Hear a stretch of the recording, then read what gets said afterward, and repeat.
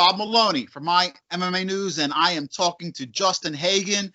Justin is the teacher and owner at Kyokushin Philly. And Justin, how you been? We haven't talked in a while with these COVID restrictions. The last time I remember us talking was at a USKA show. You have some really exciting news for us. So, how are you? And lay it on us. What you got going on?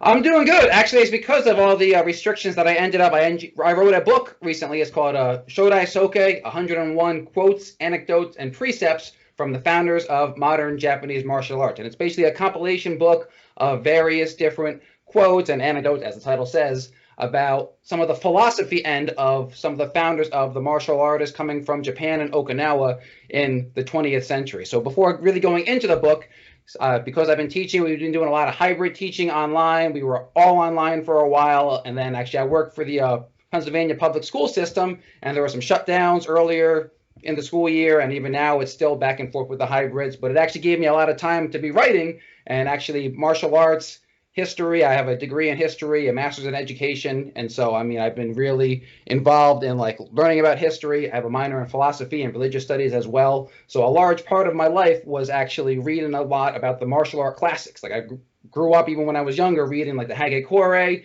I started with Isshin-Ryu when I was younger, and my instructor Shihan Kim, he was a college professor, so a lot of the time integrated in the martial arts program. He had us reading Notomo Inazo's Bushido, The Soul of Japan, and always had coursework for us. So when I was younger, the philosophy side of martial arts played a bigger role. As I was going through other martial arts, I boxed for a while, did Muay Thai, got into Kyokushin, which I teach now. Again, the physical side, and even Kyokushin, they talk about the philosophy side. Makes me realize there's a lot of other philosophy out there. Again, Tatsushima Buku, the founder of Isshin-Ryu, has quite a few things. Actually, he didn't have a lot of writings, but there's some anecdotes about him that even I was unaware of until I started doing research.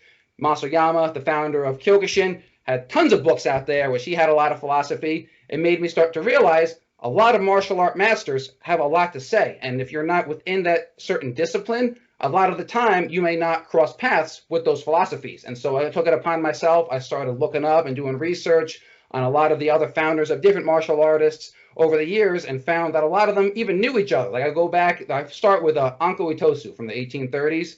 He was an Okinawan martial artist, was actually the teacher of Gichin Funakoshi and a couple of the other guys I carry. And so some of his philosophy, he created 10 precepts of what he believed karate should be. And then you would see, reading about Gichin Funakoshi, I have the 20 guiding principles of karate. He talks a lot about some of the same precepts that Anko Itosu talked about, overlaps with the Hagekure, so I started looking into Kyokushin Funakoshi with Shotokan karate, and that built into other ones. I started looking at Jigoro Kano has a lot of writings. He was actually the founder of Judo.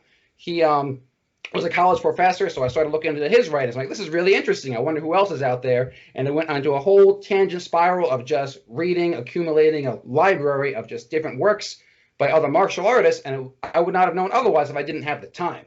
And so why I wrote my book is I compiled about 10 different people. Anko Itosu, we have Morihei Ueshiba, the founder of Aikido, Gichin Funakoshi, as I mentioned, Shotokan. We have Chojin Miyagi, the founder of Goju-Ryu, Shibana Chozen, the founder of Shorin-Ryu, Tatsushima Buku, founder of Isshin-Ryu, who combined Goju-Ryu and Shorin-Ryu, Masoyama, and a few other ones within the book. And I really felt that it was necessary to do, in the sense that coming in our disciplines, as I mentioned, we are familiar with our own founders. However, martial artists as a whole, they all have all these philosophies, and sometimes we focus a lot on the physical side of martial arts and the martial arts training, where we may neglect some of the philosophical ends. And you see online once in a while a quote will pop up in a Instagram feed. There's not a lot of source material, so I wanted to go back into the original works, find out where these quotes came from, find some new ones, and basically the point of my work is to be an accompany work. I include a list of different writings from each founder in hopes of instilling an interest in learning more about them. I want you to go out and find these books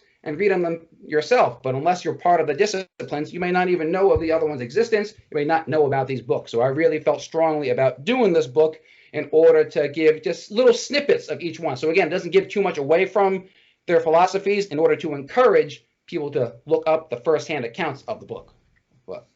Well, that's funny. Tell me a little bit, because you were saying the one gentleman was a college professor, you're a teacher. Do you find that it kind of interlocks I mean, you have to actually love teaching, it sounds like, to really have that connection.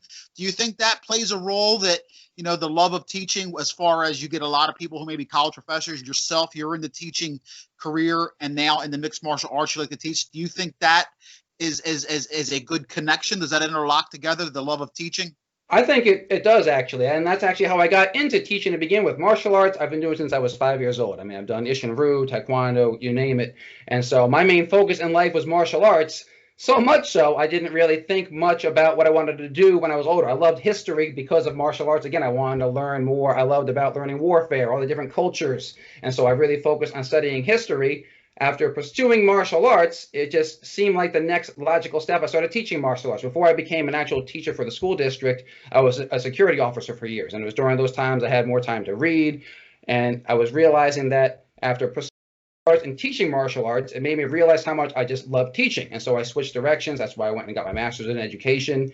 Just when you are teaching martial arts, it makes you realize you have a lot of knowledge to give. And so I think that being a teacher becomes part of imparting your knowledge on others. So in order to do that, though, you need to learn something. So I believe that martial arts instilled a solid basis of knowledge to begin with. You learn all the principles, you go through the ranking systems, and basically going through the martial arts systems prepares you to be a teacher, to pass on the knowledge. It's not so much in the end about being a fighter. Yes, you may become a fighter, you may become an instructor, but you're really doing the traditional arts in order to learn all of it. And when you have all this knowledge, you give it to others, and then it's up to them to take what they should learn all of it, of course, but then they're going to pick what's more important to them. But they still have to learn the complete discipline, because what was important to you is important to them. They might find some other part of the art that you may not have been so inclined to, but by teaching it to other people, it makes a whole new generation of others who can find more information and knowledge from a complete system, I guess is the way to say. Can you give us like one or two quotes or parts of the book that you think are a highlight, just something short that you think is that people will remember, or something that means a lot to you? Of course, actually, my favorite quote I actually put right on the back of the book right here. It's actually from Jigoro Kano, who was a college professor. He actually, and this quote actually kind of sums up the reason why I did the book. He actually said, he was talking about judo, but he says, because judo developed based on the martial arts of the past. If martial arts practitioners of the past had things that are of value, those who practice judo and other martial arts should pass all those things on. Among these, the samurai spirit should be celebrated even in today's society. So he was saying that all these martial art masters had something of value. The only way to keep it alive is to learn it and pass it on continually. So in order to do that, you have to know what they said. So I think it's very important that we look and see what they did. And also we have to look at just the time period. We think it was so long ago, the samurai era. The Meiji era was only like in the 1860s, 150 years ago, if that. And so a lot of these guys who made the foundation of Japanese martial arts, they had family who were from the samurai culture, the class. And so a lot of these ethics got ingrained into their systems of martial arts. And so while we have a lot of the physical side, we see it in tournaments, we see it in class, the philosophical end of it is something that is still deeply ingrained in the martial arts culture, I guess. Justin, how can people get this book if they're interested? It's actually available on Amazon. There's two ways. Actually, there's three ways. If you're part of the Amazon Kindle Select program or Kindle Unlimited, it's actually free. You can, if you're part of their monthly subscription plan. If not, you can get the other ebook still for $2.99, and then actually you can get hard copies, $9.99, all on Amazon. So there's direct links if you go to Amazon.com. Even if you just type in Shodai-Soke, right as it is read right up there, that actually will take you to the book. So. Well, what about if somebody wants to come in and talk to you personally or check out your place? Tell them where it's at and how they can do about that. Yes, actually, I welcome that. Kyokushin Philly, we're over in Hatfield. We run a Kyokushin Karate Club Mondays and Wednesday nights. If anybody wants to train with us, they're welcome. It's over in the XL Sports facility. There's a Taekwondo dojang in there, and we run a karate club out of that subsection. And actually, every other Wednesday, we welcome open sparring. We believe under Kyokushin rules, but we welcome, again, similar to the idea of the book, all different arts have something to share. So we really welcome people of all different walks of life, different styles, to come in, join us, spar with us. Even if you just want to have a discussion, I'm happy to do that. And actually on Udemy, during this time, I've been making a lot of courses on there. Right now I have a course called Bushido as an Ethical System, which deals with all the older classics like the Hage Kore, again, Nitobe Inazo's book, The Bushido, the Soul of Japan. So the course is called Bushido as an Ethical System. If you go on Udemy, you can take that, and actually there's a bunch of free books from the public domain that you can get by just taking that course, and it lays out all the philosophical concepts of the older samurai and like the system of Bushido.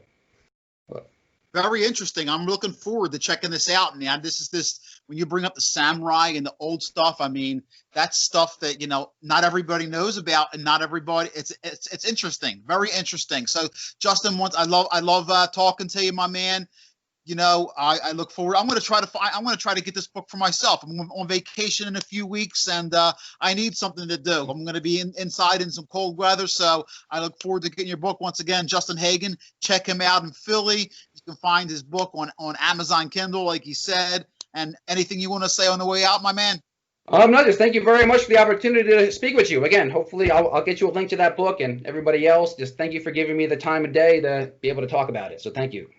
Always a pleasure, Justin. Let's stay in touch, and we will get this out there. And buy this book. Check this book out. It sounds like a great read.